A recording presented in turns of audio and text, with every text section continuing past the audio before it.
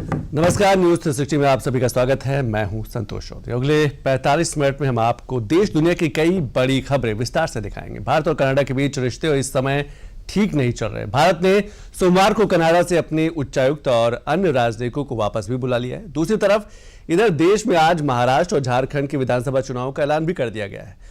कई बड़ी खबरें होंगी, लेकिन न्यूज 360 की शुरुआत करेंगे पीएम मोदी की खबर से, क्योंकि देश को जल्द ही 6G का तोहफा मिल सकता है।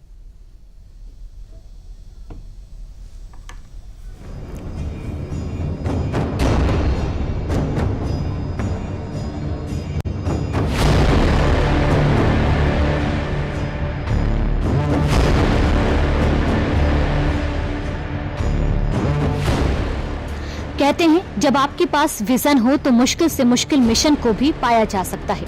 पीएम मोदी के पास इस समय देश को विकसित बनाने का विजन है। लिहाजा भारत विकसित बनने के मिशन में छोटे छोटे माइलस्टोन को हर दिन अचीव करता जा रहा है। विकसित बनने के लिए ये जरूरी है कि भारत हर क्षेत्र में तेजी से तरक्की करे और ऐसे में देश के लिए एक सबसे जरूरी सेक्टर दूरसंचार उभर के सामने आता है, जो काफी लंबे समय से भारत के लिए चुनौती बना हुआ था। लेकिन अब भारत इस सेक्टर को लीड करने की स्थिति में आ गया है। इसीलिए आज दुनिया भारत की तरफ रुख कर रही है।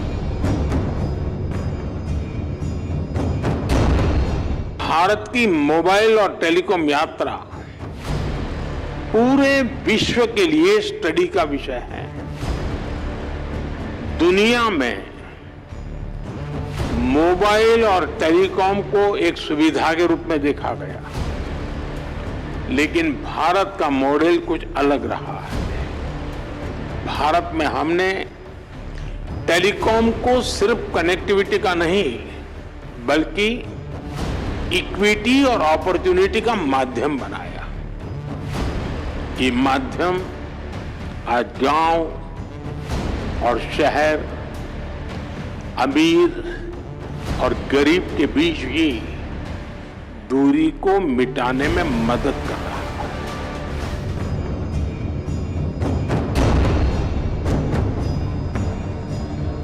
भारत दुनिया का पहला देश है जिसने इतनी तेजी के साथ 5G नेटवर्क का विस्तार किया है कि गांव-गांव तक इसकी कनेक्टिविटी पहुंच चुकी है।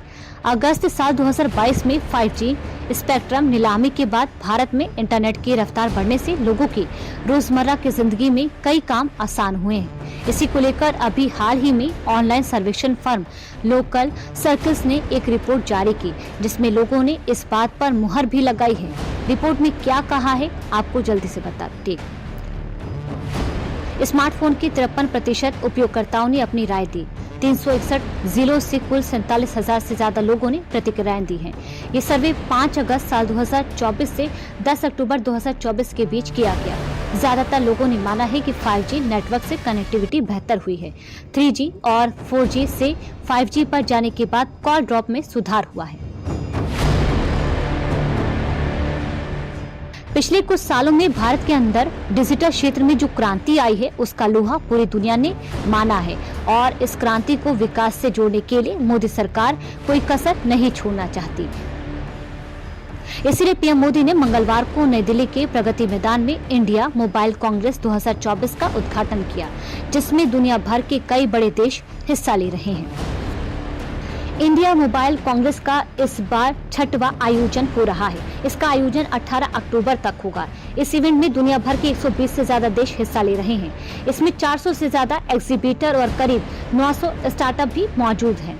इसमें 190 से ज्यादा देशों के 3000 से ज्यादा प्रतिनिधि शामिल हुए हैं।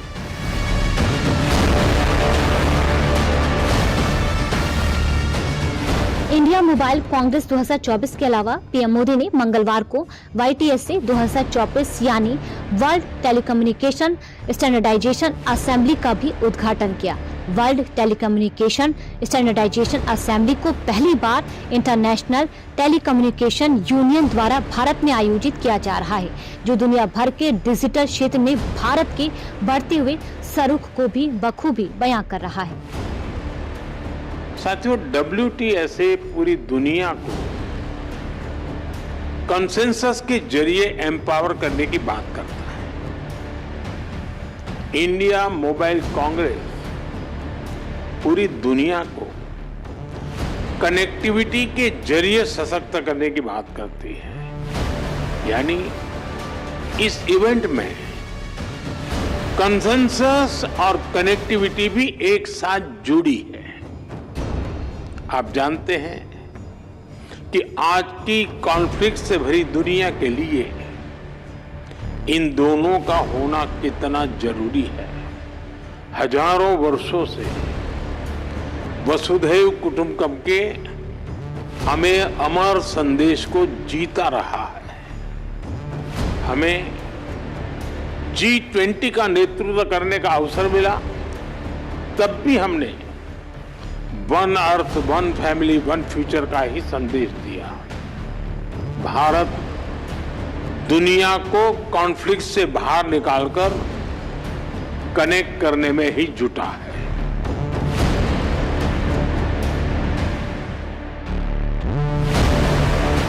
हर साल की तरह इस बार भी कई टेक कंपनियां अपनी नई टेक्नोलॉजी को इस इवेंट में शोकेस करेंगी। इवेंट की थीम का नाम ही है द फ्यूचर इज नाउ, जो काफी कुछ क्लियर कर देती है। जैसे कि इवेंट के दौरान भविष्य में नजर आने वाली इनोवेटिव टेक्नोलॉजी के बारे में काफी कुछ नया देखने को मिलेगा। जाहिर है कि भारत इसके जरिए दुनिया को टेक्नोलॉजी के नए नए रूप देने की कोशिश में लगा है, जो ऐसे इवेंट्स के जरिए साकार हो सकते हैं। डिजिटल टेक्नोलॉजी को डेमोक्रेटाइज किया। भारत ने डिजिटल प्लेटफॉर्म बनाए और इस प्लेटफॉर्म पर हुए इनोवेशन ने लाखों नए अवसर पैदा किए। जनधन, आधार और मोबाइल की जेम ट्रिनिटी कितने ही नए इनोवेशन का आधार बनी है। हमने कोरोना के दौरान भी देखा है कि कैसे हमारे डिजिटल प्लेटफॉर्म्स ने हर काम आसान किया है। जरूरतमंदों तक पैसा भेजना हो, कोरोना से निपटने में जुटे कर्मचारियों तक रियल टाइम गाइडलाइंस भेजनी हो, वैक्सीनेशन का प्रोसेस स्ट्रीमलाइन करना हो, वैक्सीन का डिजिटल सर्टिफिकेट देना हो, भारत में सब कुछ बहुत स्मूथली हुआ। जिन डिजिटल प्लेटफॉर्म की पीएम मोदी बात कर रहे हैं, उसके पीछे देश में फैला मोबाइल नेटवर्क ही है, जो लोगों तक इसका फायदा पहुंचा रहा है। देश के ज्यादातर शहरों में 5G नेटवर्क का विस्तार हो गया है। गांव देहात में इसके पहुंचाने की पूरी तैयारी की जा रही है। ऐसे में अब इसके बाद भारत 6G नेटवर्क की तरफ रुख कर रहा है। 6G के इनोवेशन के लिए सरकार ने बड़ी तैयारी शुरू कर दी है। सरकार का मानना है कि जो देश दूर संचार क्षेत्र में आगे होगा, वही आने वाले सालों में विकसित राष्ट्र बन सकेगा। लिहाजा इस टेक इवेंट में 6G के साथ बहुत सी चीजों पर फोकस रहने वाला है।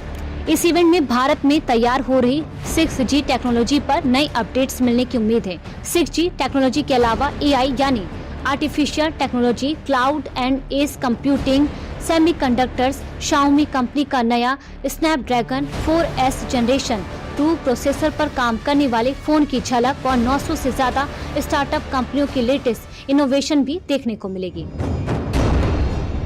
मोदी सरकार 6G नेटवर्क लॉन्च करने की तैयारी कर रही है। इसके लिए सरकार ने कई विदेशी संस्था और कंपनियों के साथ टाई अप किया है, जो 6G नेटवर्क विकसित करने में मदद करेगी।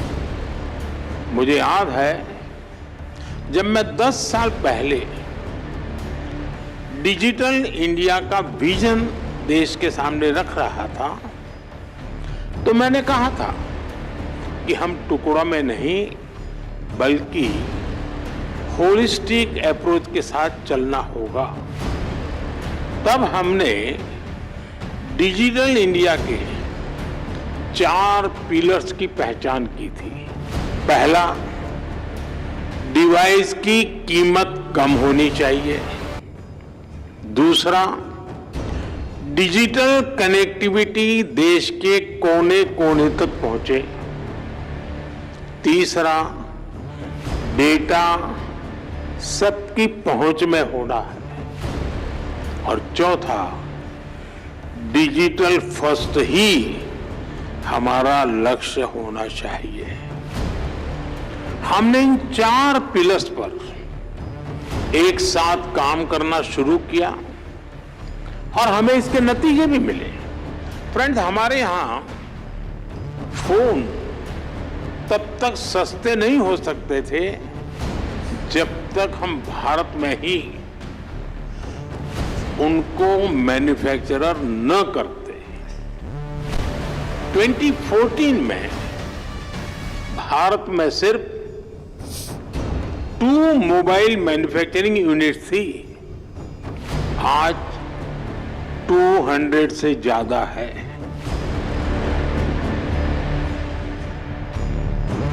मोदी सरकार की कोशिश भारत के हर कोने तक इंटरनेट को पहुंचाना है, लिहाजा सरकार इसके लिए हर कोशिश भी कर रही है।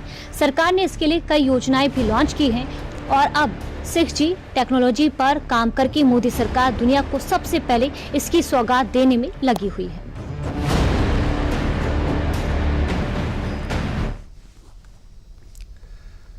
तो एक तरफ जहां भारत की टेक्नोलॉजी का डंका पूरे देश में बज रहा है, वहीं दूसरी तरफ भारत और कनाडा के बीच डिप्लोमेसी के लेवल पर तकरार चल रही है। कनाडा को लेकर केंद्र सरकार ने कड़ा रुख अख्तियार कर लिया है। इसके पीछे का कारण कनाडा के पीएम जस्टिन ट्रूडो का फिर से भारत के खिलाफ जहर उगलना है। हालांकि भारत के खिलाफ जहर उगलना उन्हें भारी पड़ता दिख रहा है। भारत ने कनाडा के 6 राजनयिकों को 19 अक्टूबर तक देश छोड़ने का समन भी भेज दिया गया। क्या भारत कनाडा विवाद और कनाडा के प्रधानमंत्री जस्टिन ट्रूडो के भारत के खिलाफ बगावती बोल के पीछे का सियासी रण और कारण क्या है, इस रिपोर्ट को देखिए और विस्तार से समझने की कोशिश करिए। As Prime Minister, it is my responsibility to provide reassurance to those who are feeling their safety has been compromised, but most importantly, it is my responsibility to take action and to never hesitate in doing what is necessary to protect Canadians. Bharat और Canada के बीच के रिश्ते पहले से ही तल्ख चल रहे हैं। ऐसे में ही कनाडा के प्रधानमंत्री जस्टिन ट्रूडो के इस बयान ने उस तल्खी को चरम पर पहुंचाने का काम किया है। डिप्लोमेसी के लेवल पर दोनों ही देश खुलकर एक दूसरे के आमने सामने खड़े हैं। कनाडा से रिश्तों के तनाव के बीच भारत ने कनाडा के high commissioner Stewart Ross wheeler समेत 6 कनाडाई डिप्लोमैट्स को देश से निकालने का डिसीजन भी ले लिया है। भारत ने सोमवार को कनाडा से अपने उच्चायुक्त संजय कुमार वर्मा और अन्य राजनयिकों को वापस बुला लिया। साथ ही भारत ने कनाडा के 6 राजनयिकों को 19 अक्टूबर तक देश छोड़ने का समन भेज दिया है। भारत सरकार ने उन्हें 19 अक्टूबर की रात 12 बजे तक किसी भी तरह भारत छोड़ने को कहा है। इधर भारत के इस कड़े रुख के बाद कनाडा के पीएम जस्टिन ट्रूडो की बौखलाहट साफ जाहिर हो रही है। I know the events of the past year and today's revelations have shaken many Canadians, particularly those in the Indo-Canadian and Sikh community. Many of you are angry, upset, frightened. I get that. This shouldn't happen. Canada and India have a long and storied history rooted in people-to-people ties, business and trade. But we cannot abide by what we're seeing right now. Canada fully respects the sovereignty and territorial integrity of India. We expect the Indian government to do the same for Canada. Justin Trudeau का ये बयान भारत और Canada के बिगड़ते सबूतों का कारण भी है। सबूत भी है और कनाडा जैसे लोकतंत्र के कमजोर प्रधानमंत्री की मजबूरी भी दिखाता है। बीते साल कनाडा में खालिस्तानी हरदीप सिंह निज्जर की हत्या के बाद से ही दोनों देशों के बीच रिश्ते ठीक नहीं चल रहे हैं। कनाडा लगातार निज्जर की हत्या की साजिश के आरोप भारत पर लगा रहा है, लेकिन भारत जैसे ही उससे सबूत मांग रहा है, कनाडा चुप्पी साध ले रहा है। ताजा विवाद भी उसी मामले से जुड़ा हुआ है। कनाडा की ट्रूडो सरकार ने रविवार को भारत को भेजी एक चिट्ठी में भारतीय हाई कमिश्नर और कुछ दूसरे डिप्लोमैट्स को कनाडाई नागरिक की हत्या में संदिग्ध बताया। कनाडा के इन आरोपों के पीछे ना तो कोई तर्क है, ना ही सबूत। लिहाजा भारत ने न सिर्फ इस पर कड़ी आपत्ति दर्ज की, बल्कि कड़े एक्शन भी लिए। लेकिन सवाल ये है कि कनाडा को अचानक कैसे फिर से ये मुद्दा याद आ गया, वो भी बताएंगे। लेकिन उससे पहले इस पूरे विवाद की टाइमलाइन को समझ लेते हैं। 18 जून 2023 कनाडा के सरे शहर में निज्जर की गोली मारकर हत्या कर दी गई थी। 18 सितंबर 2023 कनाडा ने भारत सरकार पर निज्जर की हत्या में शामिल होने का आरोप लगाया। 19 सितंबर 2023 भारत ने कनाडा के सीनियर डिप्लोमेट को निकाला। 20 सितंबर 2023 भारत ने कनाडा में रह रहे भारतीय नागरिकों को सतर्क रहने को कहा। 21 सितंबर 2023 भारत ने कनाडा के लोगों के वीजा सस्पेंड की। 23 सितंबर 2023 जस्टिन ट्रूडो ने कहा कि भारत ने कुछ दिन पहले सबूत शेयर किए थे। 13 अक्टूबर 2024 कनाडा ने भारत को चिट्ठी लिखकर हाई कमिश्नर संजय वर्मा समेत अन्य डिप्लोमेट को मामले में संदिग्ध बताया। 14 अक्टूबर 2024 भारत ने हाई कमिश्नर समेत और डिप्लोमेट्स को वापस भारत बुलाया। हरदीप सिंह निज्जर खालिस्तानी समर्थक था और उसकी हत्या के बाद बीते 1 साल से भारत और कनाडा के संबंध दिनों दिन खराब होते चले गए हैं। कनाडा के पीएम इसको लेकर लगातार भारत पर जहर उगलने का काम कर रहे हैं, लेकिन ट्रूडो के इन झूठे आरोपों की भद्द उन्हीं की मीडिया ने उसी प्रेस कॉन्फ्रेंस में पीट दी जिसमें ट्रूडो भारत के खिलाफ जहर उगल रहे थे। Tonda McCharles, Toronto Star.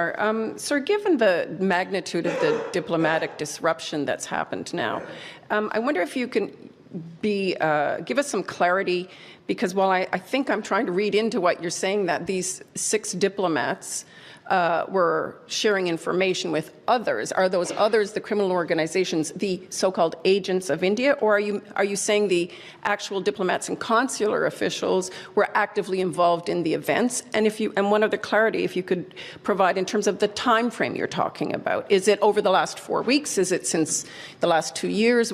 Just some clarity on those two things. As the RCMP Commissioner pointed out this morning, these are ongoing investigations that are already before the courts in some situations and will end up in trials in the coming months in other situations. So what the RCMP can share and the details of this are extremely limited. As those trials unfold, much more will be known. सुना आपने, Justin Trudeau खुद मान रहे हैं कि अभी उनके पास इन आरोपों की पूरी जानकारी नहीं है। ये वही घिसे पिटे आरोप हैं जो कनाडा बीते 1 साल से भारत पर लगा रहा है। लेकिन सवाल है, ट्रूडो ने अचानक से ये पैंतरा क्यों चला है? दरअसल अगले साल अक्टूबर में कनाडा में संसदीय चुनाव होने वाले हैं और कनाडा में खालिस्तानी समर्थकों को सबसे बड़ा वोट बैंक माना जाता है। और पिछले ही महीने ट्रूडो सरकार ने शामिल खालिस्तान समर्थक जगमीत सिंह की एनडीपी पार्टी ने अपना समर्थन वापस ले लिया है। ऐसे में ट्रूडो का एक कदम खालिस्तानी वोट बैंक को लुभाने का सियासी पैंतरा माना जा रहा है। कनाडा की कुल आबादी करीब 3.89 करोड़ है। कनाडा की कुल आबादी का 5% यानी करीब 18 लाख भारतीय हैं, जिनमें कुल आबादी के 2% यानी 7 लाख से अधिक सिख हैं। कनाडा का ट्रूडो सरकार फिलहाल कॉस्ट ऑफ लिविंग, खराब हेल्थ सर्विस सिस्टम और बढ़ती अपराध दर की वजह से देश में लोकप्रियता के निचले स्तर पर पहुंच चुकी है और देश में अपनी लोकप्रियता के गिरते स्तर को देखते हुए ट्रूडो ये सारा खेल रचा रहे हैं। कनाडा में खालिस्तानी समर्थक गुट जमकर फल फूल रहे हैं। ऐसा सिर्फ हम नहीं, कनाडा की पुलिस खुद मान रही है। आप खुद सुन लीजिए। I'm just going something from Boz News. We just heard today that India is targeting, using the terminology I'll share, the South Asian diaspora. To be more specific, is the main target of transnational repression or foreign interference and organized crime, including what we just heard, extortions, actually the Sikh Canadian community? So yes, I mean, it is targeting the South Asian community, but what we've seen is there's specific targeting of pro-Palestine elements in Canada, or members of the pro-Palestine movement. Canada की police के इस बयान से ये तो साफ हो गया है कि जस्टिन ट्रूडो की सरकार अपनी धरती पर कट्टरपंथी तत्वों को बढ़ावा दे रही है। पिछले साल कनाडा की धरती पर मारे गए खालिस्तानी नेता हरदीप सिंह निज्जर को भी भारत ने आतंकवादी घोषित किया है और जब तक कनाडा की मौजूदा सरकार प्रो खालिस्तानी एक्टिविटी को बढ़ावा देती रहेगी तब तक भारत से उसके रिश्ते सुधरने की गुंजाइश तो नहीं है।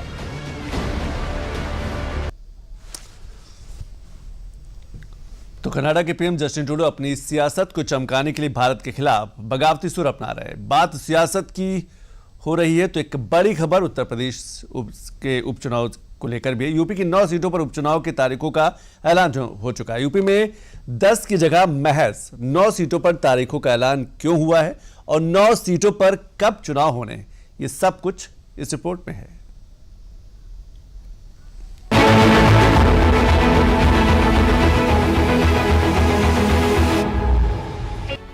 By elections, we have 48 ACs and 2 PCs in 15 states. They will also undergo the elections this time. All the 48 ACs and 2 PCs, the schedule would be like this.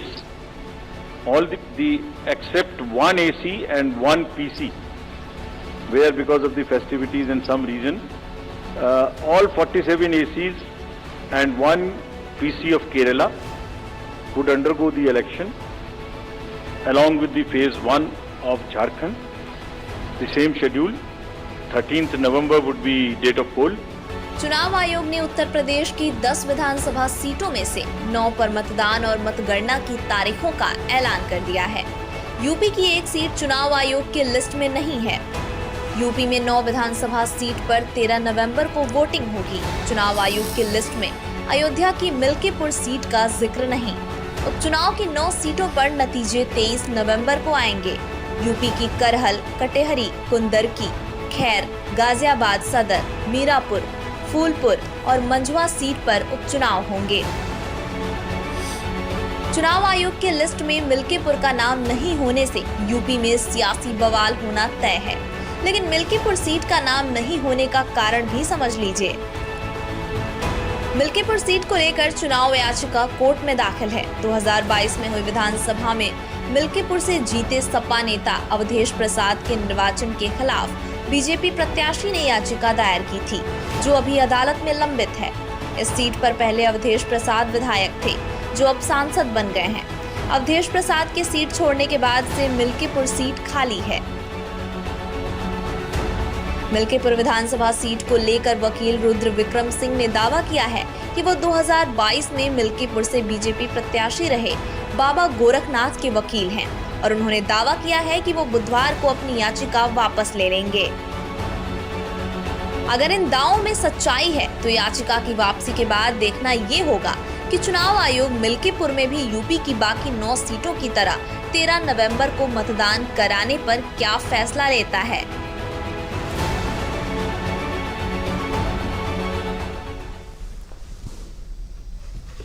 तो प्रदेश में एक तरफ जहां चुनावी बिगुल बज चुका है, वहीं दूसरी तरफ बहराइच अभी भी हिंसा की आग में झुलस रहा है।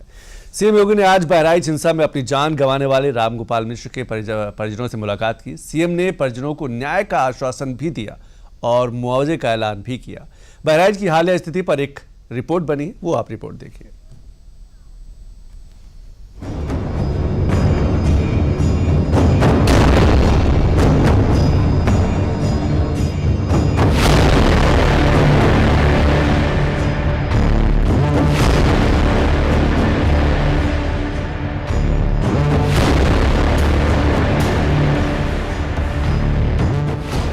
तस्वीरों में रोती, बिलखती और लाचार वो मां है जिसने 2 दिन पहले ही अपनी जवान बेटी को खो दिया। बगल में बेबसी की हालत में बैठकर हाथ मलते पिता बैठे हैं, जिनकी बुढ़ापे की लाठी छिन गई है। तस्वीर में घूंघट की आड़ में जो महिला दिख रही है वो अपनी मेहंदी का रंग फीका होने से पहले ही विधवा हो चुकी है। इन तस्वीरों में मायूसी है और बेबसी भी। ये परिवार यूपी के बहराइच में हुई हिंसा में जान गंवा देने वाले गोपाल मिश्र का है। इस परिवार की अब एक ही आस बची है और वो आस न्याय की है। और उस न्याय की आस की दरखास्त लिए ये पीड़ित परिवार मुख्यमंत्री योगी आदित्यनाथ के पास पहुंचा था। दिवंगत रामगोपाल मिश्र के परिजनों ने मांग की है कि जैसे उनका बेटा मारा गया, उसके हत्यारों को भी वैसे ही ठीक सजा होनी चाहिए। सीएम योगी न सिर्फ परिजनों की बात सुनी, बल्कि आश्वासन दिया है कि दोषियों को किसी भी कीमत पर बख्शा नहीं जाएगा। सीएम योगी ने खुद ट्वीट करके इसकी जानकारी दी। सीएम ने लिखा कि जनपद बहराइच की दुर्भाग्यपूर्ण घटना में काल कवलित हुए युवक के शोक संतप्त परिजनों से आज लखनऊ में भेंट की। दुख की इस घड़ी में उत्तर प्रदेश सरकार पूरी संवेदनशीलता और प्रतिबद्धता से पीड़ित परिवार के साथ खड़ी है। आश्वस्त रहे, पीड़ित परिवार को न्याय दिलाना यूपी सरकार की शीर्ष प्राथमिकता है। इस घोर, निंदनीय और अक्षम्य घटना के दोषियों को किसी भी कीमत पर बख्शा नहीं जाएगा। पीड़ित परिवार जब सीएम योगी से मिलने गया तो उनके साथ बीजेपी विधायक सुरेश्वर सिंह भी मौजूद थे। मुख्यमंत्री जी ने पीड़ित परिवार से बात की, संवेदना व्यक्त की और संवेदना व्यक्त करने के साथ साथ 10 लाख रुपया पीड़ित परिवार को सहायता, मुख्यमंत्री आवास, अगर अंत्योदय कार्ड नहीं है तो अंत्योदय कार्ड और जो भी सुविधाएं हैं वो सब देने का आश्वासन और कड़ी से कड़ी कार्रवाई घटना करने का वादा। सीएम योगी से मिलने के बाद पीड़ित परिवार भी संतुष्ट है। परिवार का कहना है कि जिस आश्वासन की उन्हें जरूरत थी उससे वो पूरी तरह से संतोषजनक है। मेरा नाम किशन मिश्रा है और हम भोपाल के छोटे भाई हैं चचेरे। हम आज आए, सीएम साहब से हमारी मुलाकात हुई। जो आश्वासन उन्होंने दिया है वही आश्वासन की हमें ज़रूरत थी और उन्होंने कहा है कि अपराधियों के खिलाफ कड़ी कार्रवाई की जाएगी और जो आर्थिक हो सकेगा वो भी हम करेंगे। इसमें एक आवास की भी बात की है और शायद हमारी भाभी के लिए कुछ जॉब के लिए भी बात किए हैं और लगभग 10 लाख रुपए की राशि देने के लिए भी कहा है। उन्होंने आश्वासन दिया है कि अपराधियों के खिलाफ कड़ी कार्रवाई की जाएगी और जो आश्वासन उन्होंने दिया है उससे हम संतुष्ट हैं पूरी तरीके से। महसी के महाराजगंज में मूर्ति विसर्जन के दौरान पथराव गोलीबारी में रामगोपाल मिश्र की मौत के बाद अभी भी तनाव बना हुआ है। सरकार की उच्च स्तरीय जांच चल रही है। दोषियों के खिलाफ सख्त कार्रवाई की बात की जा रही है। यूपी सरकार ने साफ कर दिया है कि वो दोषियों को बख्शेगी नहीं। बहराइच का जो घटना है सरकार ने बहुत गंभीरता के साथ लिया है। उच्च स्तरीय जांच चल रही है। जो भी दोषी होगा उसके खिलाफ कड़ी से कड़ी कार्रवाई होगी। जो शरारती तत्व हैं, अपराधी तत्व हैं, उनको चिन्हित किया जा रहा है। कहीं कोई षड्यंत्र तो नहीं है, उस पहलू की जांच की जा रही है। जो लापरवाही पुलिस ऑफिसर्स द्वारा बरती गई है उसकी भी जांच हो रही है। जो भी दोषी होगा किसी को बख्शा नहीं जाएगा, कड़ी कार्रवाई होगी। और जो पीड़ित पक्ष है, पीड़ित परिवार है, हमारी सरकार उनके साथ खड़ी है। एक तरफ सरकार जहां दोषियों को कड़ी से कड़ी सजा दिलाने की प्रतिबद्धता जाहिर कर रही है, बहराइच में शांति व्यवस्था कायम करने की कोशिश में लगी है, वहीं दूसरी तरफ विपक्ष इस पर सियासत का कोई अवसर नहीं छोड़ना चाह रहा है। घटना के बाद से सियासी वार पलटवार का दौर जारी है।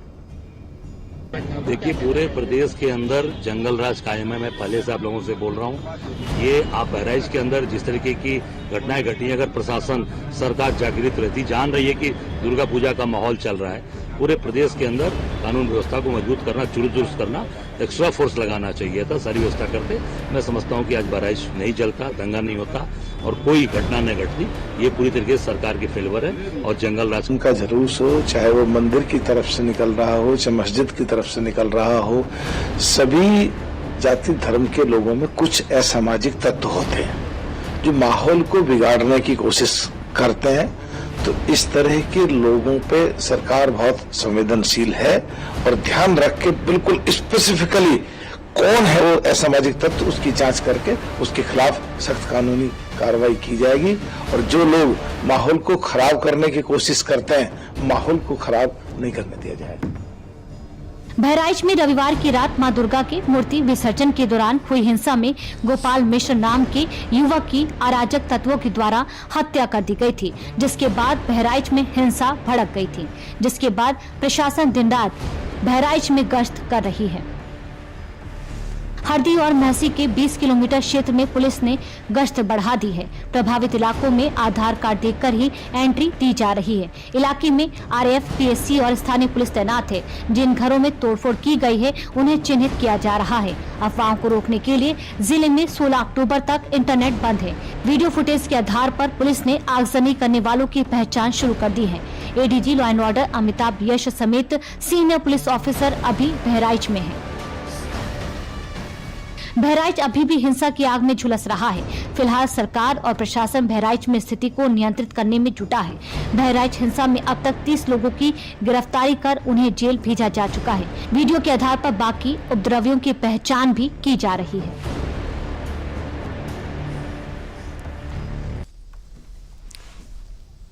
और बहराइच में जहां हिंसा करने वाले दोषियों के खिलाफ सख्त कार्रवाई की मांग उठी है, तो वहीं दिल्ली में अब दिवाली से पहले पटाखों पर बैन लगाने पर आम आदमी पार्टी सवालों से घिर गई है।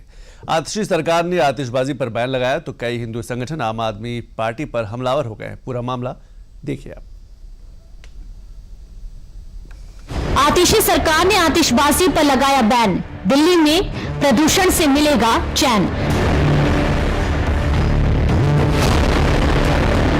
अधिकारियों को निर्देश देती हुई दिख रही दिल्ली की मुख्यमंत्री आतिशी और पर्यावरण मंत्री गोपाल राय को अब राजधानी में प्रदूषण का डर सताने लगा है।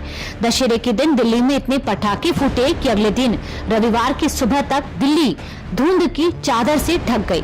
शनिवार को जहां दिल्ली का एयर क्वालिटी इंडेक्स 150 से लेकर 200 के बीच था, तो वहीं रविवार को एयर क्वालिटी इंडेक्स 277 से 356 तक पहुंच गया, जो सेहत के लिए बेहद हानिकारक है। रावण दहन के बाद भी दिल्ली वालों ने पटाखे जलाना नहीं छोड़ा और ऐसा तब हुआ जब हाल ही में दिल्ली सरकार ने पटाखों पर प्रतिबंध लगाया है। दिल्ली में इस बार मनेगी बिना पटाखों वाली दिवाली। दिवाली से पहले दिल्ली में वायु प्रदूषण को नियंत्रण में रखने के लिए पटाखों पर बैन लगाया गया है। दिल्ली प्रदूषण नियंत्रण समिति यानी डीपीसीसी ने 1 जनवरी 2025 तक पटाखों पर बैन लगाया है। सरकार के आदेश के मुताबिक पटाखे बनाने, उन्हें स्टोर करने, बेचने और इस्तेमाल पर बैन है। पटाखों की ऑनलाइन डिलीवरी भी प्रतिबंधित रहेगी। इसमें ग्रीन पटाखे भी शामिल हैं। इस बैन को सख्ती से लागू कराने की जिम्मेदारी दिल्ली पुलिस को सौंपी गई है। दिल्ली पुलिस हर रोज इसकी रिपोर्ट डीपीसीसी को सौंपेगी।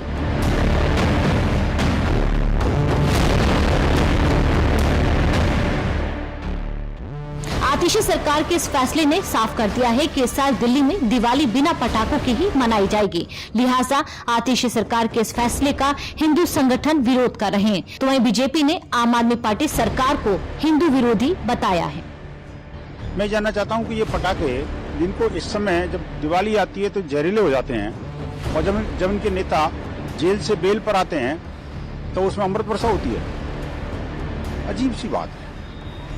मतलब हिंदू त्योहारों से चिढ़ है, हिंदू मान्यताओं से चिढ़ है, हिंदू संस्कृति से चिढ़ है। आखिरकार है क्या, समझ में नहीं आता। आम आदमी पार्टी एक हिंदू विरोधी, सनातन विरोधी पार्टी, और उनका गठबंधन भी उसी प्रकार का है कि दिवाली पर तो पूर्ण तरीके से प्रतिबंध है पटाखों पर 1 जनवरी का, परंतु जब उन्हीं के नेता कंडीशनल बेल से बाहर आते हैं, शराब घोटाले में लिप्त हैं, तो उनके लिए फटाके बजाना, तो वो फटाके सेकुलर भी होते हैं और वो फटाके नॉन पोल्यूटिंग भी होते हैं।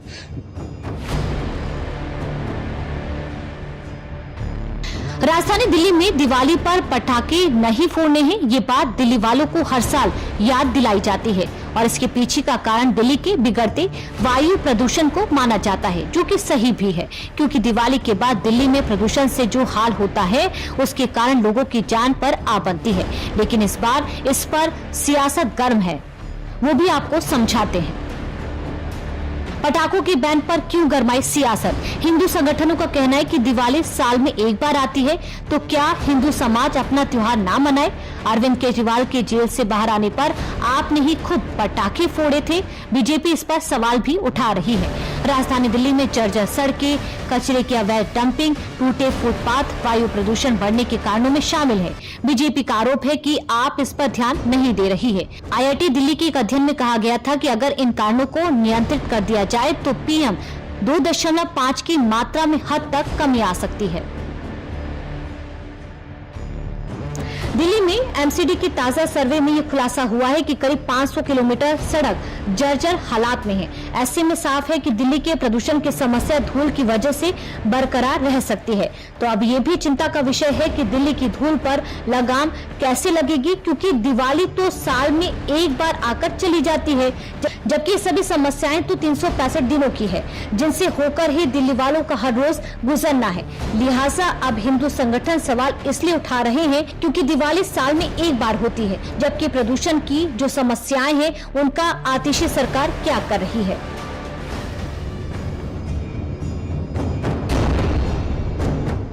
सिर्फ पटाखे बैन करने से थमेगा वायु प्रदूषण? दिल्ली की सड़कों पर दौड़ रही गाड़ियों से हर दिन प्रदूषण बढ़ रहा है। दिल्ली में चल रहे कारखानों से हर रोज प्रदूषण निकलता है। पराली और जीवाश्म ईंधन जलाने से हर साल प्रदूषण बढ़ रहा है। दिल्ली में प्रदूषण बढ़ने से दिल्लीवासियों को कई तरह के फेफड़े और सांस के संबंधी बीमारी भी हो जाती है। लिहाजा सियासत से हटके ये सवाल तो लाजमी हो ही जाता है कि क्या सिर्फ दिवाली पर पटाखे बैन करके दिल्ली में प्रदूषण पर लगाम लगाया जा सकता है?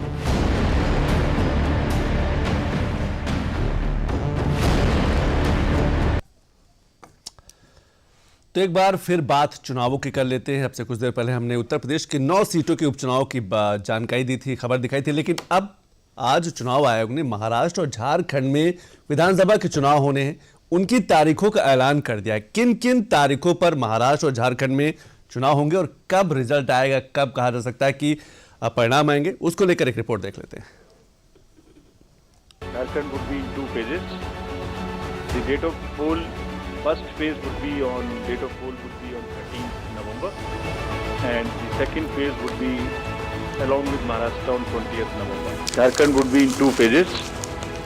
The date of poll, first phase would be on 13th November, and the second phase would be along with Maharashtra on 20th November. Maharashtra और झारखंड विधानसभा चुनावों की तारीखों के ऐलान के साथ ही सियासी घमासान भी शुरू हो गया है। महाराष्ट्र की 288 विधानसभा सीटों के लिए एक चरण में 20 नवंबर को मतदान होगा। वहीं झारखंड 81 सीटों के लिए 2 चरणों में चुनाव होगा। झारखंड में पहले चरण में 13 नवंबर और दूसरे चरण में 20 नवंबर को वोटिंग होगी। दोनों ही राज्यों के नतीजे एक साथ 23 नवंबर को आएंगे। महाराष्ट्र में बहुमत का आंकड़ा 145 है, जबकि झारखंड में बहुमत का आंकड़ा 42 है। तारीखों के ऐलान के बाद हर दल ने दोनों ही राज्यों में अपनी अपनी जीत के दावे भी शुरू कर दिए हैं। महाराष्ट्र में एनडीए और महाविकास आघाड़ी के दावे सुनिए। Maharashtra elections are due, and it is imperative to have the assembly formation before 26th of November. And I am very happy that the Election Commission has announced the poll days today. 20th November will be the polling, and 23rd will be the counting. And I am very sure that in Maharashtra we will, as the Mahayuti, consisting of the Bharatiya Janata Party, Shiv Sena, and the NCP, we will do very well. इंतजार था कब date करेंगे या चुनाव करेंगे, चुनाव नहीं करेंगे, कुछ भी कर सकते हैं। तो चुनाव की घोषणा हुई है, तो अभी हम सब लोग तैयारी में लगे हैं। अब महाराष्ट्र और झारखंड में नेताओं की किस्मत जनता के हवाले है। देखना यह है कि इन दोनों ही राज्यों में जनता किसके हक में देती है फैसला।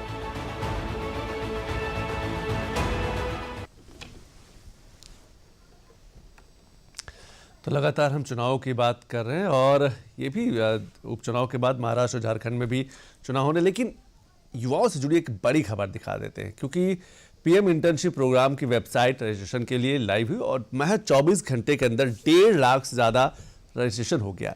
ये पीएम इंटर्नशिप योजना है क्या, कौन कौन से युवा जो है इसमें आवेदन कर सकते हैं और किन किन कंपनियों में इंटर्नशिप कर सकते हैं, इसको लेकर एक रिपोर्ट देखते हैं।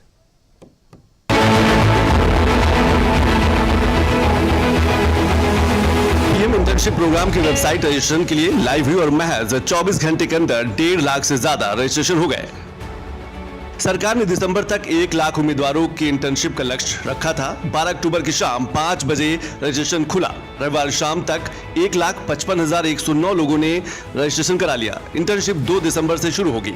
योजना में 12 महीने तक एक इंटर्न को 5,000 रुपए महीना और वित्तीय सहायता और 6,000 रुपए एक मुश्त मिलेंगे। Our government will launch a comprehensive scheme for providing internship opportunities in 500 top companies to 1 crore youth in 5 years. They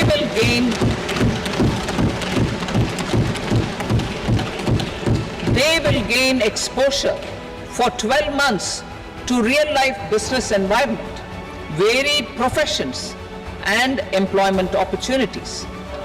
An internship allowance of 5,000 per month, 5,000 rupees per month, along with a one-time assistance of 6,000 rupees will be provided. Companies will be expected to bear the training cost and 10% of their internship cost from their CSR funds. वित्त मंत्री निर्मला सीतारमण ने budget में इस योजना की घोषणा की थी। अब आपको बताते हैं कि इस योजना से युवाओं को कहां-कहां इंटर्नशिप करने का मौका मिलेगा।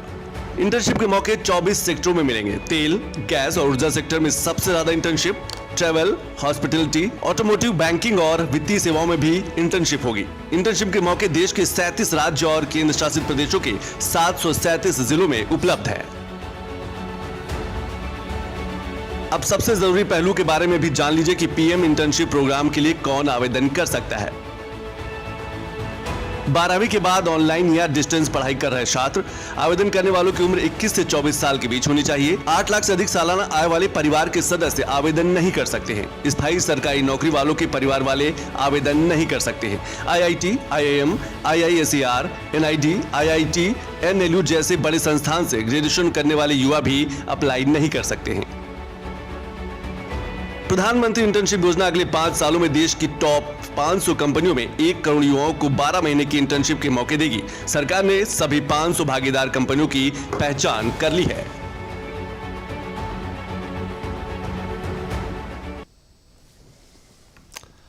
और आपने महाराष्ट्र चुनाव से जुड़ी खबर देखी होगी। अब आपको महाराष्ट्र में हुए बाबा सिद्दीकी के मर्डर से जुड़ी खबर दिखाते हैं। अब इस हत्या के बाद लॉरेंस बिश्नोई की चर्चा पूरे देश में हो रही है। अब बिश्नोई गैंग को लेकर कई सवाल भी खड़े हो रहे हैं। यहां तक कि सवाल बिश्नोई गैंग के अगले टारगेट को लेकर भी उठने शुरू हो गए। लेकिन इन सब के बीच सवाल यह भी है कि आखिर गैंगस्टर लॉरेंस बिश्नोई जेल के अंदर से अपने आपराधिक साम्राज्य को कैसे चला रहा है, ये एक बड़ा सवाल है। इस पर रिपोर्ट।